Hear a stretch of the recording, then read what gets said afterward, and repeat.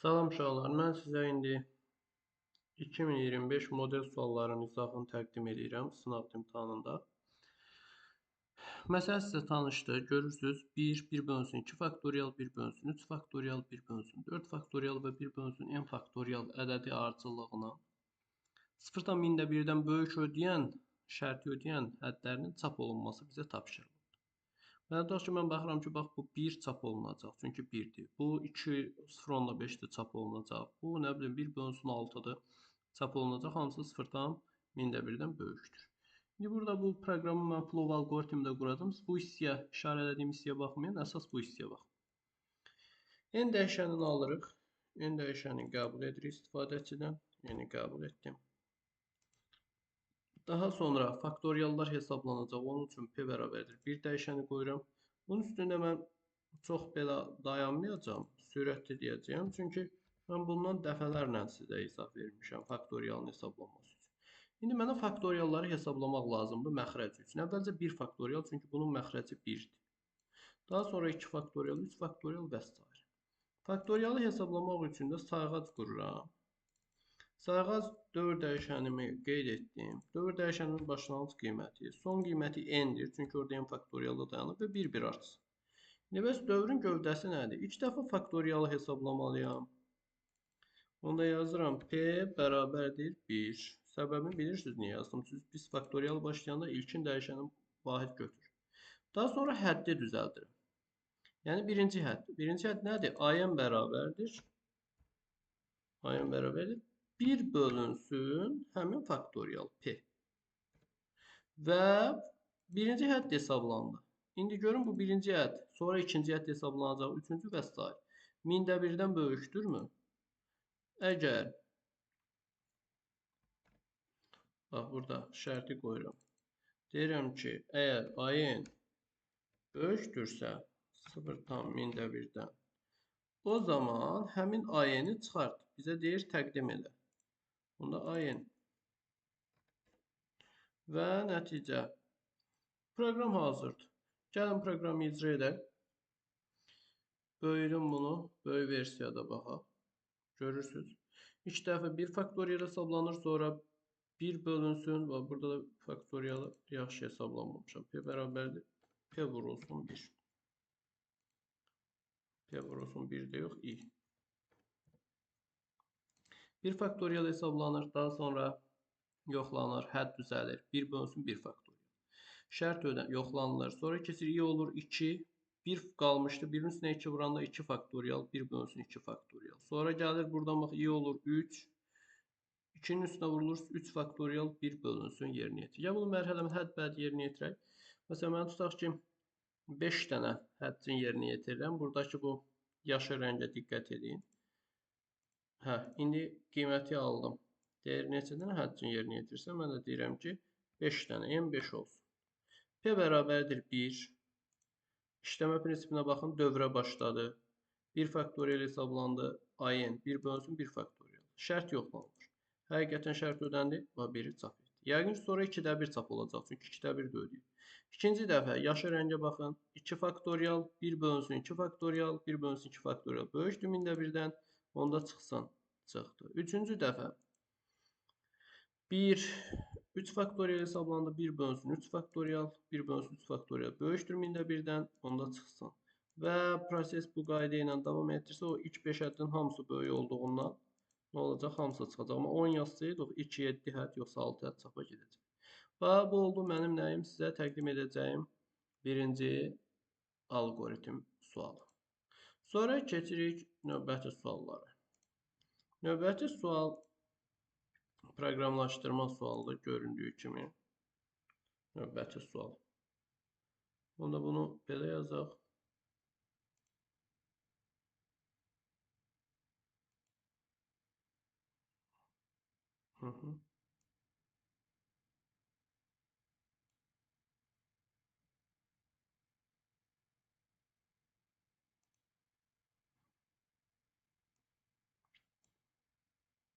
Sualı yadda saxlayarsınız. Mən çünki böyütməli olacağam ekranı.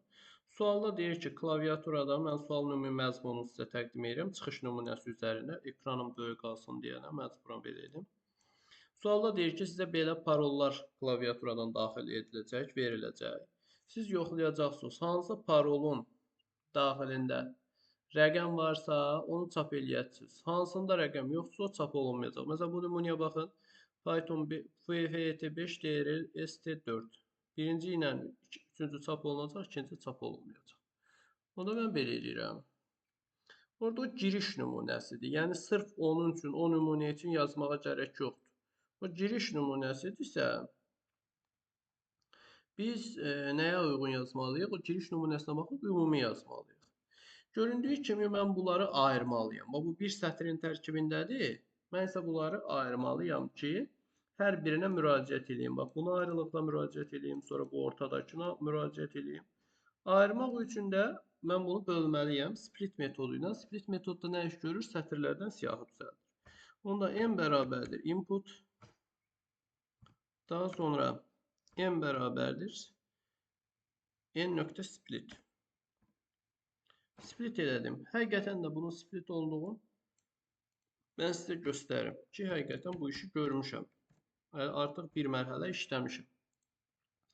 Məsələn, bir dənə daxil edirəm, elə onun özünü daxil edeyim, çünki mənə lazım olacaq. F, Y, T, 5, sonra D, R, L, bir də ST, 4. Gördüyünüz uşaqlar həqiqətən də siyahıya çevrilir. İndi başlayıram nə etməyə? Başlayıram həmin siyahının elementlərinə bax, bu elementlərə bir-bir müraciət eləməyə. For i in n. For i in n yazmışamsa, deməli birinci dəfə i-nin qiyməti bax bu olacaq, sonra bu olacaq, sonra bu olacaq. Daha onu göstərmirəm, həqiqətən də göstərsəm siz onu görəcəksiniz. İndi bunun özündə bir ardıcıllıq götürüb, bunun da simvollarına dövr daxilində müraciət edirəm. Baxın, for j in i. Bu dəfə i-dən götürürəm. Yəni i bu olanda, bax bu FT olanda j nə olacaq? J birinci f, y, t, 5. Bu qutarandan sonra i keçib olacaq bax bu.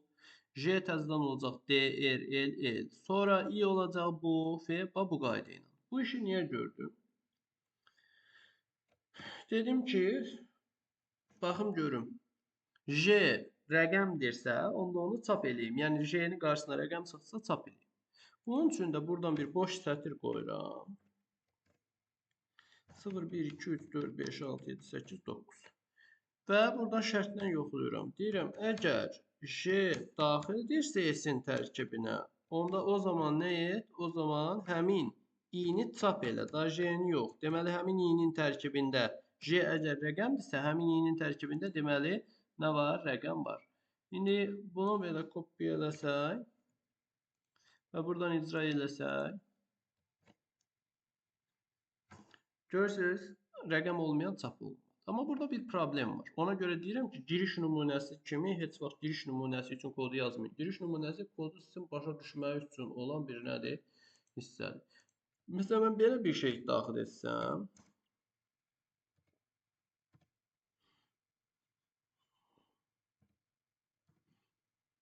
və belə bir şey,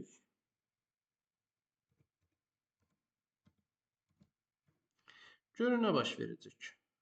Bunu kopyalayayım, mənə yeni lazım olacaq. Belə bir şey çap olundu. Hə. Görürsünüz, bu 2 dəfə çap olundu. J6, 7, J6, 7 2 dəfə çap olundu. Hətta bunun tərkibində 2 dənə rəqəm olsaydı bu da 2 dəfə çap olunacaq. Mənə bunun 2 dəfə çap olunması lazım deyil, o bir dəfə çap olunmalıdır. Niyə 2 dəfə çap olundu? Çünki J yoxlayır həqiqətən 6, bax burada var, S-in içində var. Ona görə çap edir. İkinci dəfə 7-ni də yoxlayanda olduğundan çap edir. Bu problemdən xilas olmaq üçün bax burada nə edirik? Bir dənə break operatoru qoyuruq ki, yəni bir dənə gördünüzsə kifayət eləyir. Daha ikincisinə ehtiyac yoxdur yoxlamağa. Və indi bax həmin bir şey icra etsəm, gördüyün hərəsində bir dənə edəcək, çap edəcək. Ancaq rəqəm simvolu olanları çap edəcək. Və nəhayət keçək axırıncı məsələyə. Axırıncı məsələ biraz mürəkkəb məsələdir. Axırıncı məsələni mən göstərirəm burada. Amma indi bağlayacağam birazdan. Oxuyursunuz, deyir ki, klaviaturadan n dənə ədəd daxil edilir. Ədədlər ardıcıllığı özdə müsbət ədədlər ardıcılığı. Bunların bütün üçlüklərini, bütün üçlük deyəndə yanaşı gələn üçlükdən söhbət gedir. Arasında iki bucaqlı üç bucağın tərəfləri ola bilənlərin sayını müəyyən edən proqram yaz. İki bucaqlı üç bucağı da nətərdir? Şərti bizə veribdir. Deyir, üç bucağın ən böyük tərəfinin kvadratı onun digər tərəflərinin kvadratları cəmindən kiçik olarsa, o iki bucaqlı üç bucaq. Doğrudan da bu şərt var. Üç bucağın ən böyük tərəfinin kvadratı digər iki tərəfin kvadratları cəminə bərabərdirsə, o düz bucaqlı üç bucaqdır. Üç bucağın ən böyük tərəfinin kvadratı digər iki tərəfinin kvadratları cəmindən böyükdürsə, bu kör bucaqlı üç bucaqdır. Yəni burada kosinuslar teoremi ilə bilinir. Nəsə, bu mətləb deyil. Məsələnin şərtini yəqin yadda saxlayın. Amma mən bilirəm elə məsələni tam başa düşməyənlər var. Bax, indi mən danışdıqca kim qulaq asır, bilmir orada 3 dənə yanaşı gələn nə demək istəyir. Mən bunu bağlayıb birbaşa Python-u açıram, PyCharm-ı orada göstərəcəyəm.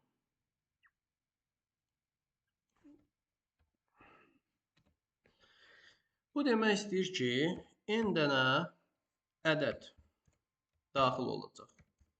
Bu n saydır, üç bucağın tərəfləri deyil. Sonra n dənə ədədi qəbul edəcəyik. Yanaşı gələn üçlüklər ki olacaq. Məsələn, tutaq ki, n dənə ədədi belə daxil etdik. Baxaq bura. Tutaq ki, 12, 53, 56, 48, nə bilim, 7 və s. Yəni, neçə dənə ədəd daxil edin? 1, 2, 3, 4, 5 dənə. Bu yanaşı gələn üçlüklərdə üç bucağın tərəfi olub olmadığını belə nəzərdə tutur. Yəni, bax, 12, 53, 56. Daha sonra 53, 56, 48. Daha sonra 56, 48, 7. Yəni, yanaşı gələn üçlük budur. Aydındır. İndi nə edirəm? Mən bunun üçün bir boş siyahı qoyacağam. Və boş siyahının içərisinə o gələn ədədlər ki var, məsələn 12, 53, 56, 48 onları yığacağam. O necə yığacağam? Yazacağam for i in range. Və burada artıq siz narazılıq eləməməlisiniz uşaqlar. Ona görə narazılıq eləməməlisiniz. Çünki mən bunu sizə dəfələrlə öyrətmişəm. Bütün qruplardakı boş siyahıya elementi necə yığırlar. İndi elementi, yəni 12-ni, 53-ü, 56-nı alıram. Yəni, özdə həqiqi ədəd tipində alacam. Input və alan kimi də atıram S siyahısının içinə. S nöqtə. Bu proqrama diqqətlə qulaq asmaq lazımdır. Biraz mürəkkəb proqramdır. Ona görə uzun çəkəcək işimiz. Bax, həqiqətən də baxın uşaqlar, bura qədər mərhələni sizə göstərirəm. Mən həqiqətən elementləri alıb və buraya yığmış oldum. Baxın, 5. İndi görüm elementlər həqiqətən yığılacaqmı siyahının içərisində? Şəkildə gördüyünüz elementləri yazıram. 12, 53, 56, 48, 7. Xəta verib ki. S append yazmamışam da X. 5 dənə element 12, 53, 56, 48, 7. Gördünüz, yığdı siyahının içərisində. Həqiqətən. Həqiqi ədəd kimi. İndi bundan sonra mən necə bunlara müraciət etməliyəm? Bax, bu üçün bir götürməliyəm. Sonra bu üçlüklərə baxmalıyam. Daha sonra bu üçlüklərə baxmalıyam və s. Bəs o üçlükləri nətər kəsim ayrı-ayrılıqda baxın. Biz siyahı kəsikləri keçmişdik. Onda for j in range mən belə bir şey yazacağam. Len s çıx 2 yazacağam. Bu 2-nin indi səbəbini göstərəcəyəm sizə. Niyə görə çıx 2 bizə lazımdır? İndeks xətası verməmək üçün. İndi kəsiklərə belə müraciət edirəm. K bərabərdir. S-dən kəsib çıxardıram. Birinci nəyi? 0-dan 3-ə qədər olan istəyirəm. Ancaq onu 0, 3 yaza bilmərəm. Çünki 0-dan 3-ü kəsdim. İndi daha sonra nədən başlamalıdır? 3-dən başlamalıdır. 3-dən başlamalıdır. 6-ya qədər olan hissəni götürməlidir. Ona görə mən buna dəyişənlə müraciət etməliyəm. Mən o j-ni də məhz buna görə qurmuşdum. J plus 3. Baxın uşaqlar, həqiqətən də müraciət eləmişəm. Print K. Bu elementləri təzədən daxil eləyirəm. 5. 5 dənə element. 12, 53, 56, 7. 7 hansı qaldı? 12, 53, 56, 7, 48 yaddan çıxdı. Gördünüz necə 300 kəsib götürdü? 12, 53, 56. Gördünüzmü? 53, 56, 7. 53, 56, 7. Gördünüzmü? Sonra 56, 7, 48. 56, 7, 48. Burada hazır. İndi biraz şərt mürəkkəbləşdi. Şərt niyə mürəkkəbləşdi? Mən biraz bu siyahını sort eləyim ki, ən böyük element ən axırda dursun. Yəni 12, 53, 56, 56 arxada dursun ən sonda. 53, 56, 7 də 56 ən sonda dursun. Çünki ən böyük elementin kvadratı mənə lazım olacaq. Bu gəldi öz qaydasına. Sort olacaq. Yəni bundan sonra mən K siyahısını çap eləsəm artıq bu 12, 53, 56 da ikincisi belə formatda yox, belə yazılacaq 7, 53, 56. Üçüncüsü belə olacaq 7, 48, 56. Bu sorta görə. İşi lap dəqiq görək. Kod məsələsidir. Üçbucağın mövcudluğu, yəni istifadəçi n sayda istənilən ədəd daxil ola bilər. Məsələn, tutaq ki, mən bunu daxil etmişəm. Tərəfləri bu ədədlər olan üçbucaq varmı, yoxmu? Onu müəyyən etmək lazımdır. Varsa hələ onun üçbucaq olub olmadığını müəyyən etmək lazımdır. Çünki bizə məsələnin başlanğıcında şərtində demir ki, bu şərti ədəd daxil edilən n dənə ədəd mütləq üçbucağın tərəfləri ola bilir. O sözü demir. Ona görə də mən bunu buradan belə yazıram. Üçbucaq bərabərlisinə görə üçbucağın bir tərəfi digər iki tərəfinin fərqinin modulundan böyük, cəmindən kiçikdir. Ona görə yazıram if K siyahısının adı üçbucağın tərəfləri A5 K0 çıxılsın K1 məsələn tutaq ki, bunun üçün yoxlayıramsa K0 çıxılsın K1 or 56 da məsələn 56 neçədir? İkincidir də 0, 1, 2, ikinci indeksdir. Kiçik olmalıdır bunlar K2-dən. O da kiçik olmalıdır nədən? K0-dan K1-in cəmi. Gördük. Gördük. İndi bu şərt ödəndiyi təqdirdə axı mən sort eləmişdim. Sort eləyəndən sonra məsələn bu belə olacaqdı. Bax birinci kimi. İndi nə etməliyəm? Yazmalıyam. Əgər K2-nin kvadratı kiçikdirsə K1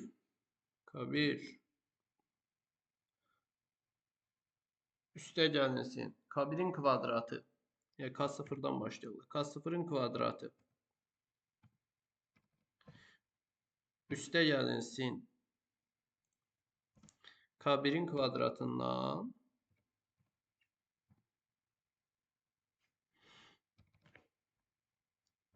o zaman deməli bu iki bucaqlı üç bucaqdır. Baxın şərt.